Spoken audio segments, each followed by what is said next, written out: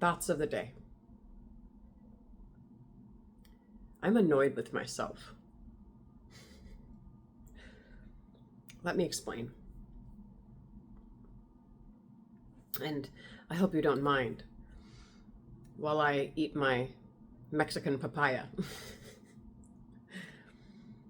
There's nothing like the papaya in Mexico. I'm telling you, it's so different from the States.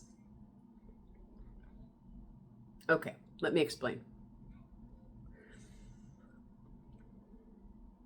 This last year has cracked me open, as I've mentioned before.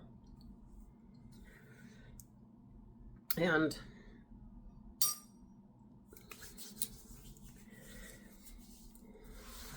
between the spiritual awakening, the plant medicine experiences, the mortality awakening, the initiations, the death, the loss, the trauma, the pain, the diagnosis, it all has just cracked me open, as I've mentioned. It shattered the walls around my heart. It made me more aware, more self-aware.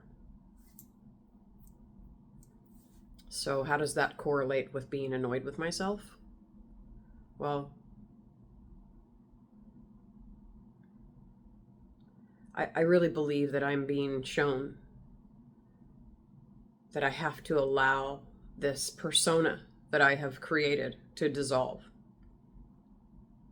in order to step into my highest self, into the best version of myself. I have to let this persona dissolve. And this last year has made me hyper aware of all of the intricacies of the persona. Trinity, the mystic, the healer, the go-getter, the boss bitch, the one who has all the answers, the one who gets it all done, the one who needs no one's help ever, the one who doesn't sit down and cry and hide, the one who faces all hard things head on, face to face, no fear, baby. That persona. I am being shown the intricacies of what I have built. I'm being shown the intricacies of my massive giant ego. And I am being shown that I have to break it down.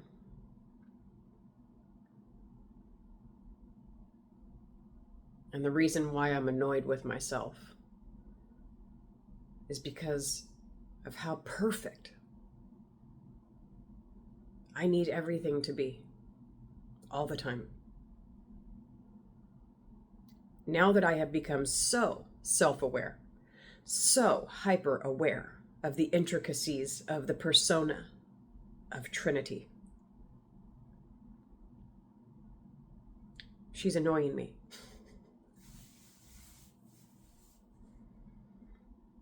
How is one expected to heal and relax, to sit back and be vulnerable, to surrender, when all that person ever thinks about is how perfect everything has to be? There is an underlying, consistent tension in me because I can't let go of control. Because I require everything to be exactly as I want it.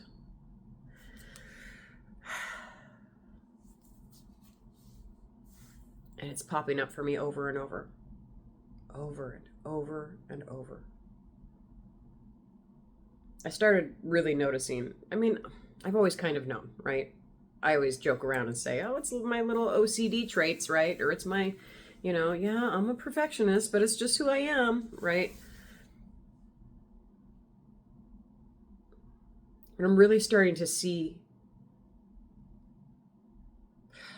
there's so many layers to this, you guys. I'm really starting to see how intensely I hang on to the control and how intensely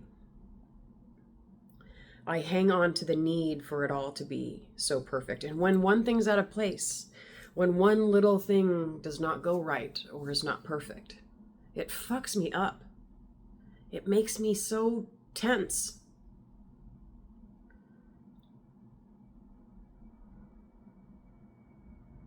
I've been dealing with a lot of tension lately, obviously, right? I've been through hell and back in the past year, and I'm dealing with a life-threatening illness. Of course I'm tense, right? Who wouldn't be? But now add on this extreme need for everything to be perfect all the time. And think about how stressful that is when nothing's perfect, because we live in an imperfect world. We're all imperfect. You know, all of us are. The doctors are imperfect, and the cancer hospital's imperfect, and the hotel room is imperfect. The pillows, they're imperfect. Massage therapist after massage therapist after massage therapist after massage therapist is imperfect. They're not strong enough to break through the tension in my shoulders and my neck.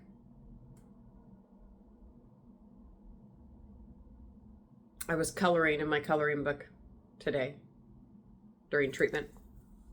I have this really cool picture I'm working on. I grabbed what I thought was the right pink gel pen and started coloring, only to realize it was not the right pink gel pen. It was a different shade of pink. It's not like you can easily erase or cover up gel pen. It derailed me. I couldn't continue with the coloring because I had colored this, not a huge chunk, but a big enough piece that is noticeable, with the wrong pink. I couldn't finish. I couldn't keep coloring. I had to put it away because it drove me crazy that it was imperfect. I know that there's a lot of layers to this obsession of mine with perfection. You know, it comes from trauma because it has to do with being in control or not losing control. Because control is the only thing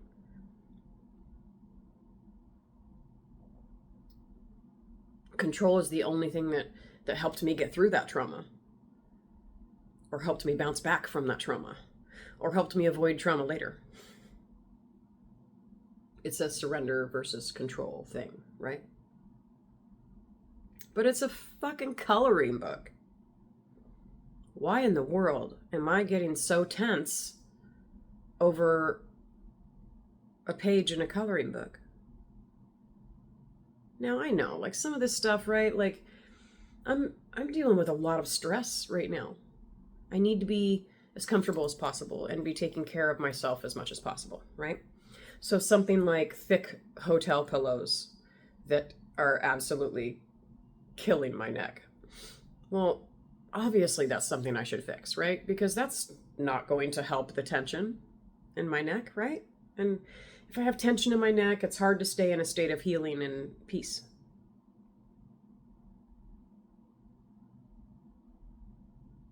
But it irritated me with such intensity. And I kept trying to order pillow after pillow. Like Uber Eats is really big here, right? You can't just get like Instacart.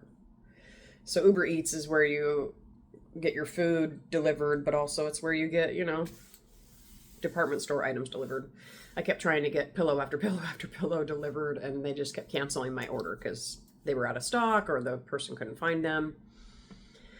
I finally went to Costco, and just it's pretty near where I'm at. So Costco in Tijuana, and I bought 2 pillows, of course, because Costco doesn't sell just one pillow. So we solved the pillow issue, right? But at that point, my neck was already so tense. And then there's CT scans and waiting for results. That makes you tense. And then Today I was expecting whole body hyperthermia. That's one of the reasons I signed up with this place. Well, whole body hyperthermia under medical conditions is it's a really precise therapy where they essentially heat you up to, temperatures that could make you pass out. You are kind of medically, supervised and evaluated the entire time. You're in this sort of a special chamber. So that's what I was expecting. But today they put me into this little tent, which essentially was an infrared sauna tent. And don't get me wrong, I know that it was beneficial. I was sweating my butt off in that thing, and it was very, very hot, which is great. But, it was heating me up. My face was sticking out, but my body was heating up and it was sweating. But I found myself really kind of upset over it. I immediately went afterwards and went to the doctor and was like, what's the deal here? Like, one of the reasons I chose this place is because I really was feeling called to do whole body hyperthermia.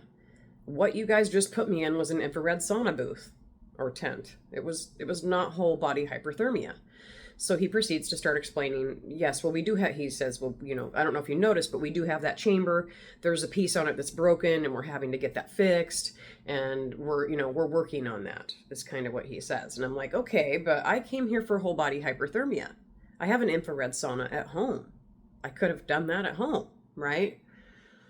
And he said, yeah, I understand, and he's like, well, let me get with, the owner, the head director, doctor, and see if there's something we can do.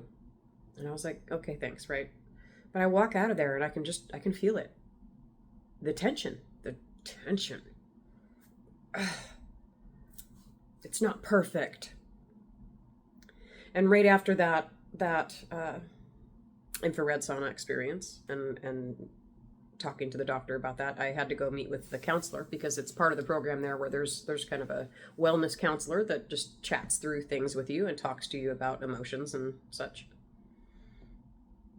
And when I went in there and sat down, him and I had already talked about how I have created this persona of Trinity. It's the one everybody knows and loves, It's Trinity the healer, Trinity the mystic, that Trinity. Well, we've been talking about how that Trinity won't lay down, how that Trinity won't sit down in vulnerability, and how that Trinity refuses to ever be seen as weak in any way. And how maybe this experience, is calling for me to let that version die, to let her go, so that I can step into a gentler version of me. So today we continued the conversation, and he said, so, have you thought about what types of actions you can take to start letting go of the badass, fight through everything, strong Trinity, and allow yourself to surrender and accept help and allow yourself to process emotion? And the first thing that came up was like, it's the perfectionism. Like, I can feel how pissed off I am and irritated right now that the whole body hyperthermia didn't happen the way I expected. It wasn't perfect. And I can feel that it's going to affect me all day, I said to him. This is stuff I deal with on a daily basis. One little thing off, and it affects me all day. Imagine how many imperfections are in our world, right? If it bothers me that much, imagine how many times per day those imperfections stack up. How many times per day does something imperfect happen in your life? Well, I know in my life it happens pretty consistently, right? If all the little things are sticking with me and nagging on me and affecting me because they're not perfect in that way, of course I'm tense. No wonder I'm so tense all the time. We've already got the tension of the cancer diagnosis and the tension of the trauma and the pain and the loss and the grief and all the stuff. And then on top of that, I am adding every little imperfect moment. It's all tension. So, I'm annoyed with myself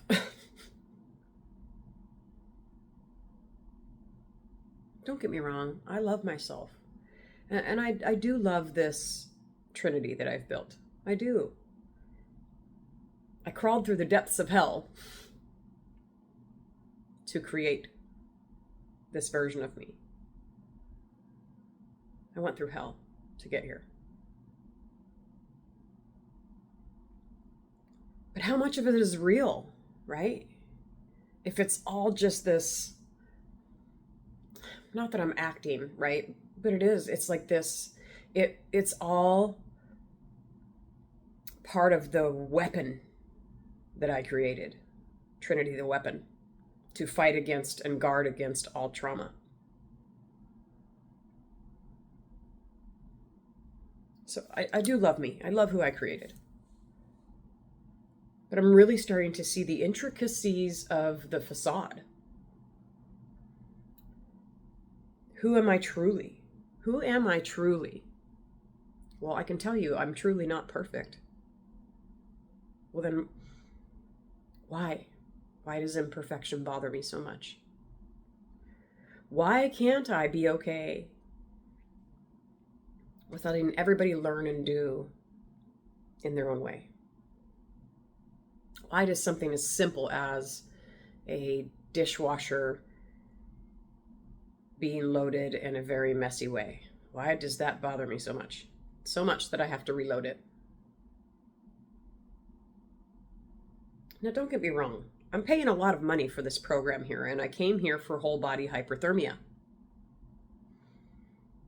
I think anybody would probably be a little irritated, right? But I went to the doctor, I said my piece, he listened and said, let's see what we can do, right? That's a solution in the works. I should be able to let it go then, right? At least for now, and not let it irritate me. But Trinity, the controller, the perfectionist,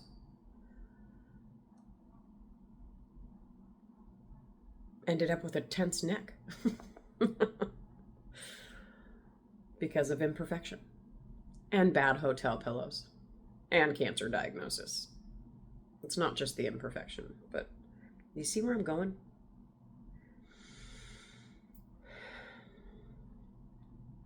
Part of this initiation that is all of the craziness I'm going through, it's about unraveling the ego of Trinity.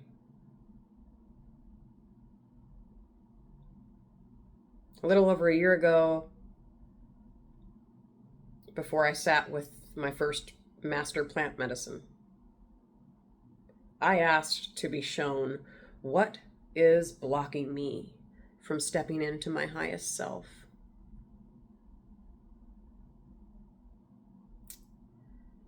I'm being shown all of it. All of it. And the cancer, it's part of it. Is the cancer blocking me from stepping into my highest self? No, not necessarily. It's the emotion that caused the cancer. It's the guarding. It's the holding. It's the refusal to step into gentleness. The refusal to allow myself to truly be loved.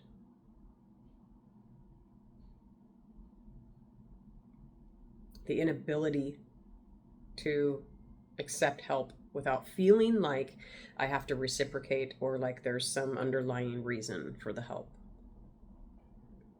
I'm unraveling. I'm unraveling the Trinity that I built. Why? Because there's a lot of layers to her that are blocking my true highest self. And the obsessive perfectionism is one of them. It's one of those things. And now I'm extremely aware of it, and I'm annoyed with myself. So, solutions? Well, I continue to be aware.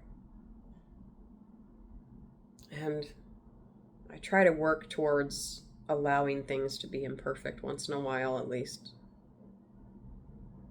If anything, for my own sanity. So,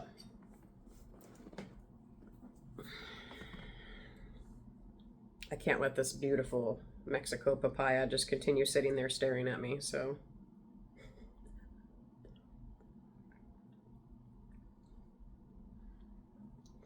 Look how imperfect it is on the outside. And how beautiful and perfect it is on the inside.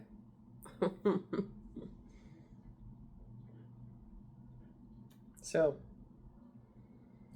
today and this evening, that is sweet and juicy. Today and this evening, I reflect on where my need to be so perfect and for everything to be so perfect comes from. That's my activity for this evening.